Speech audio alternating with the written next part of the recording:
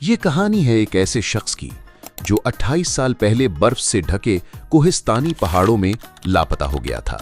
उसके घर वालों ने उसकी गायबाना जनाजा तक अदा कर दी थी, लेकिन किसी ने सोचा भी नहीं था कि 28 साल बाद वो लाश मिलेगी, वो भी बिल्कुल ठीक हालत में, जैसे कल ही वफात हुई हो।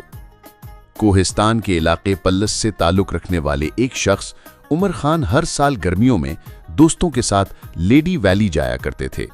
अगस्त 2025 में भी वो वहीं गए हुए थे। जब वो दोस्तों के साथ ग्लेशियर्स के पास घूम रहे थे, उनकी नजर बर्फ में दबी एक लाश पर पड़ी। लाश देखकर वो हैरान रह गए, क्योंकि किसी चीज का नुकसान नहीं हुआ था, न कपड़े फटे हुए, न चेहरा खराब। जब उमर खान ने लाश की जेब तलाशी ली तो एक पुराना आईडी कार्ड मिला। नाम लिखा था नसीरुद्दीन दिलाश। पिक्चर भी वैसी ही थी। एक नौजवान सीधा कैमरा में देख रहा था। पुलिस को खबर दी गई।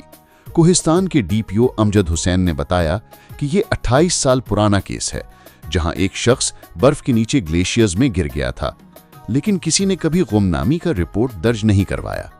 लेकिन जैसे ही नाम सामने आया, लोगों को नसीरुद्दीन की कहानी याद आई। नसीरुद्दीन की कहानी, वो एक गरीब लेकिन इज्जतदार खानदान से था। उसका एक भाई गैरत के नाम पर कत्ल हुआ था। इस वजह से नसीरुद्दीन के वालिद और पूरा खानदान पल्लस छोड़कर दूसरे इलाके अलाई शिफ्ट हो गया।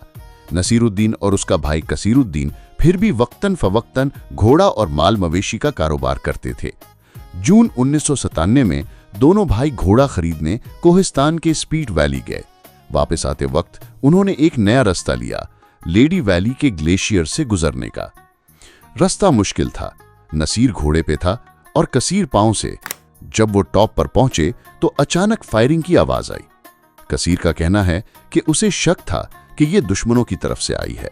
नसीरुद्दीन ने फौरन एक घर यानी केव में पनाह ली, लेकिन जब कसीर ने वापस जाके देखा, नसीरुद्दीन गायब था। दिनों ने उसे बरसों तक ढूंढा। जब कुछ ना मिला तो बर्फ में खामोशी से गायबाना जनाजा अदा कर दिया गया। 28 साल बाद उसी पहाड़ी ग्लेशियर ने नसीरुद्दीन की लाश वापस कर दी। लाश बिल्कुल सेफ थी। ये कैसे मुमकिन हुआ? साइंस के मुताबिक ग्लेशियर के अंदर टेम्परेचर इतना ठंडा होता है कि लाश फौरन फ्रीज हो जाती है। बैक्टीरिया और एंजाइम्स जो लाश को सड़ाते हैं वो इनएक्टिव हो जाते हैं। ऑक्सीजन और नमी की कमी की वजह से लाश ममी बन जाती है और ऐसे ही बरसों तक महफूज रहती है।